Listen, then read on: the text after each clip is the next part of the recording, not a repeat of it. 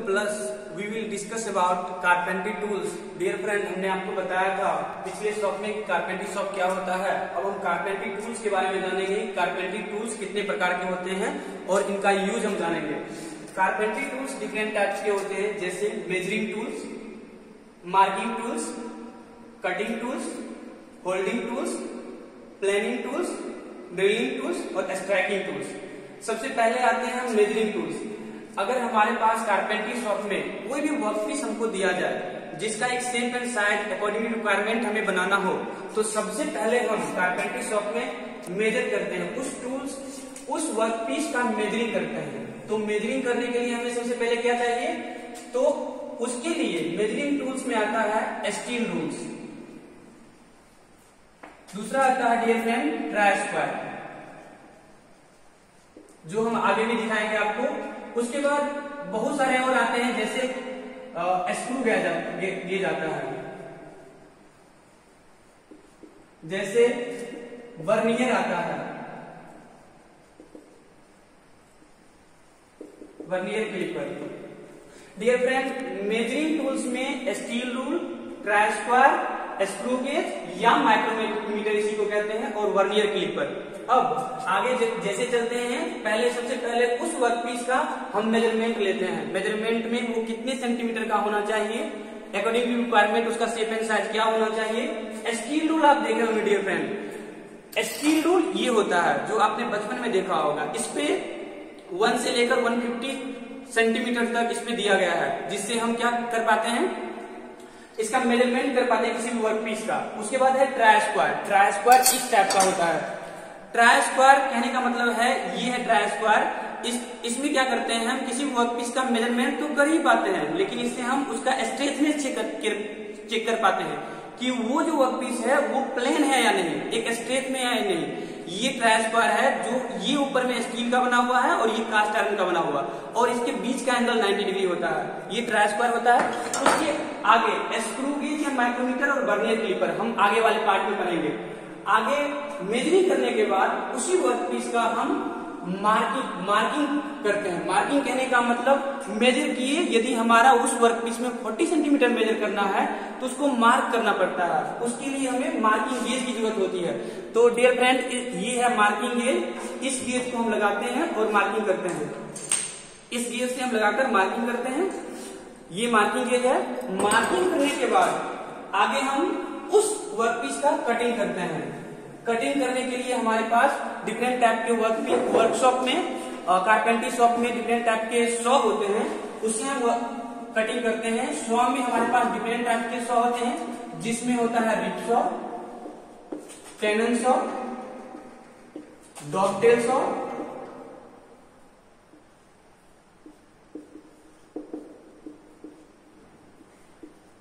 etc। Ripsaw कहने का मतलब है डियर फ्रेंड कि एक आरी होता है, जो हम जनरल गांव की भाषा में आरी कहते हैं। इसे देख सकते हैं आप, ये रिप्सो है। ये डिफरेंट हमारे रिक्वायरमेंट के अनुसार डिफरेंट शेप एंड साइज में होते हैं। इसके एंगल के कारण इसे रिप्सो बोला जाता है, और इसके वर्क के कारण। रिप्सो की लंबाई मैक्सिमम 70 सेंटीमीटर होता है, और रिप्सो की लंबाई मैक्सिमम 70 सेंटीमीटर होता है, और 1 mm में इसके 2 टीथ होते हैं। ये रिप्सो है। आगे हम देखेंगे टेनन सॉ। टेनन सॉ कौन सा होता है, ये टेनन सॉ है। टेनन सॉ इस प्रकार का होता है। अकॉर्डिंग टू रिक्वायरमेंट इस सॉ का हम यूज करते हैं। इसकी मैक्सिमम लंबाई 40 सेंटीमीटर होती है। आगे हम आएंगे जब उस वर्कपीस का कटिंग करेंगे। कटिंग करने के बाद उस वर्कपीस का हम होल्डिंग करते हैं। ये जो सारा काम करते हैं वो कहां पर करना होगा हमें। होल्डिंग करने के बाद हमको प्लानिंग करना है, ड्रिलिंग करना है, उसके लिए हमको एक होल्डिंग डिवाइस होता है। उस होल्डिंग डिवाइस से हम उसको क्या करते हैं, होल्ड करते हैं, जिसको हम कहते हैं, होल्डिंग डिवाइस का नाम होता है बेंच वाइस। जनरली इसे वाइस कहा जाता है, और ये डिफरेंट टाइप्स के होते हैं अकॉर्डिंग टू रिक्वायरमेंट होता है। बेंच पे लगा होने के कारण इसे बेंच वाइस कहते हैं। पांव में लगाने के बाद इसे लेग वाइस कहते हैं। मशीन पे लगाने के बाद रिक्वायरमेंट यदि उस वर्कपीस का मशीन पे वर्क हो रहा है तो हम मशीन वाइस कहते हैं। तो ये जो होल्डिंग डिवाइस है, इस होल्डिंग टूल्स का नाम वाइस होता है। वाइस एक प्रकार का होल्डिंग डिवाइस होता है जो वर्कपीस को मजबूती से पकड़ कर रखता है। होल्डिंग करने के बाद हम उस वर्कपीस का अकॉर्डिंग टू रिक्वायरमेंट प्लानिंग करते हैं। प्लानिंग करने के बाद उसका सरफेस फिनिश करते हैं। सरफेस फिनिश करने के लिए हमारे पास प्लेनर होता है, वो दो टाइप का होता है। तो एक होता है हमारे पास वुडन जैक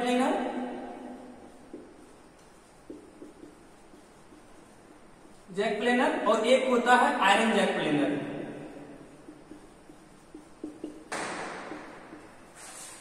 इस वुडन जैक प्लेनर या आयरन जैक प्लेनर से हम उस वर्कपीस का फिनिशिंग करते हैं। जनरल भाषा में यदि कहा जाए तो वुडन जैक प्लेनर को हम अभी दिखाते हैं। देखने में ऐसा होता है जिसको हम अपने रिक्वायरमेंट के अनुसार सेट करते हैं इस प्लेट को, और हम क्या करते हैं, प्लानिंग करते हैं किसी भी वर्कपीस को। ये वर्कपीस मान लेते हैं ऐसे, इस पर ये चलता है और इससे हम प्लानिंग कर पाते हैं। आयरन जैक प्लेनर में बस जनरली डिफरेंस है कि वो आयरन का बना होता है, उसका एंगल और रिक्वायरमेंट अलग होता है। आगे हम चलेंगे ड्रिलिंग टूल्स। ड्रिलिंग टूल्स कहने का मतलब है ड्रिलिंग मशीन, यानी यदि उस वर्कपीस पे हमें ड्रिल करना हो, ड्रिल मतलब होता है क्रिएट ए होल। यदि उस वर्कपीस में according to requirement hole create करना हो तो हमें ड्रिलिंग मशीन का यूज करना पड़ता है। ड्रिलिंग मशीन डिफरेंट टाइप्स के होते हैं। इसका जनरली मतलब होता है create a hole. Create a hole वो किसी भी प्रकार का होल हो सकता है, ब्लाइंड होल हो सकता है, पूरे फिनिशिंग होल हो सकता है। तो हम ड्रिलिंग मशीन से करते हैं, वो भी हम आगे आपको दिखाएंगे। आगे है हमारे पास स्ट्राइकिंग टूल। जनरली ये सब प्रोसेस होने के बाद आगे यदि हमें जरूरत पड़ती है उस वर्कपीस पर स्ट्राइक करने के लिए, तो हमारे पास स्ट्राइकिंग टूल होता है। स्ट्राइकिंग टूल जनरली हैमर होता है। हैमर हमारे जनरल भाषा में जिसको हम हथौड़ा बोलते हैं। तो ये डिफरेंट टाइप का होता है।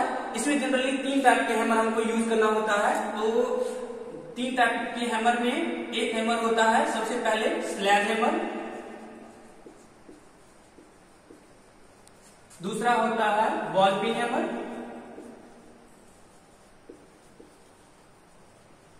और तीसरा होता है क्लॉ हैमर। जनरली यही सब हैमर हमें यूज होता है। क्लॉ हैमर को हम इंजीनियरिंग हैमर भी बोलते हैं। जनरली हम हैमर आपको दिखा रहे हैं, इस हैमर को हम दिखाकर बताते हैं कि ये कैसा दिखता है।